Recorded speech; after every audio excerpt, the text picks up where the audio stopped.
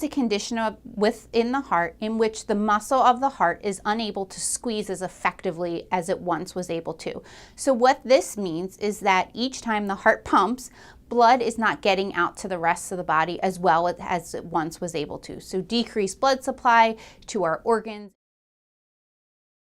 Things that patients should monitor for on a routine basis are shortness of breath. That both includes shortness of breath with doing activities such as daily living, including getting dressed or showered in the morning, or even maybe they will find that walking to the supermarket or grocery shopping gets harder for them, so they're getting more short of breath with those activities. Patients can also, when they get to more severe symptoms, can develop shortness of breath at rest. So I always think it's good for patients to establish what their baseline is. So how far can you walk before you get short of breath? Maybe it's 5 blocks. But once you start to notice that the shortness of breath is occurring earlier, that's time to seek evaluation from your healthcare provider. Other symptoms will include swelling of the ankles, potentially of the legs as well. And then patients should also monitor for how they're sleeping at night. So needing to sleep propped up on more pillows at night is a sign that you have more volume or excess fluid building up in the body.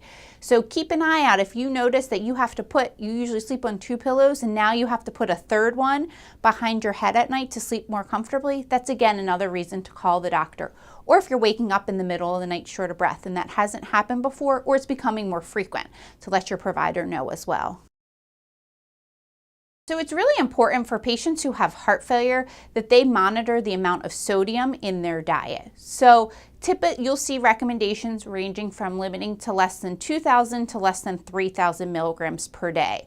One easy way to eliminate sodium or decrease sodium into the diet is get rid of that salt shaker. Find something else that you can use to season your food, such as pepper or garlic. Not garlic salt, because that will have sodium in it, but find a spice or an herb that you enjoy.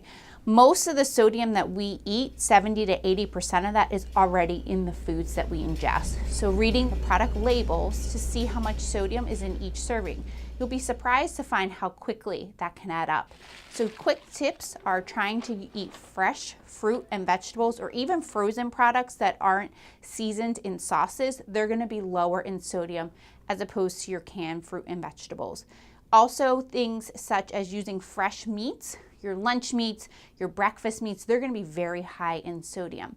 But just because something is quote unquote healthy, be sure to read that product labeling, because things like cottage cheese are going to be high in sodium. There's several medications that we use to treat and manage heart failure. The one that the patients are most familiar with is the diuretic therapy, or the water pill. And this is used in patients who have developed excess fluid within the body, or they have it now, or maybe they had additional fluid in their body in the past.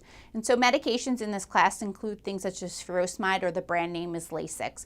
These medications are purely used to help keep the extra water out of the body and eliminate those symptoms or decrease the symptoms associated with heart failure. There's other medications that are used to counterbalance the hormone effects. We have something called neurohormones that get activated in people with heart failure. And we know that those neurohormones lead to the progression and worsening of heart failure. So there are several classes of medications that counteract those hormones and have been shown to decrease the risk of death, to decrease the risk of hospitalization from heart failure, and also to help patients feel better over time. Medications include things such as ACE inhibitors, which are lisinopril and enalapril.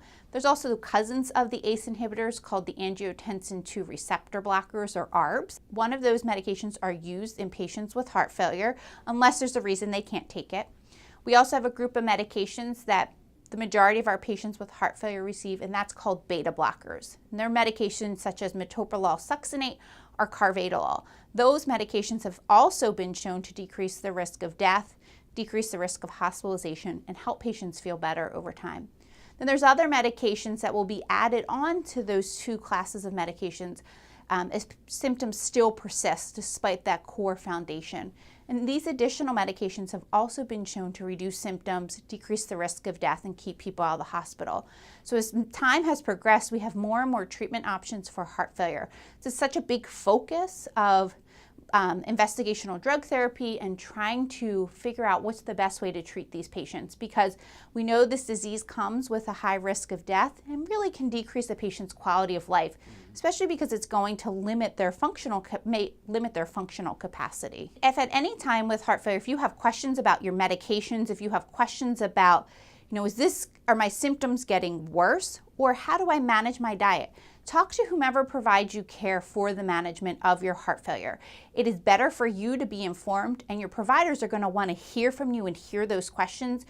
We want to make all of our patients part of their disease state management process. So if you don't ask the questions, we may not know something that you're unsure of. So it's better to ask more questions than not to ask. I always say, if a question comes up and you have an upcoming visit, or maybe your visit's a few months from now, jot that note down. Take that note to the clinic, because the second you leave your appointment, you're going to say, oh, I forgot to ask this question.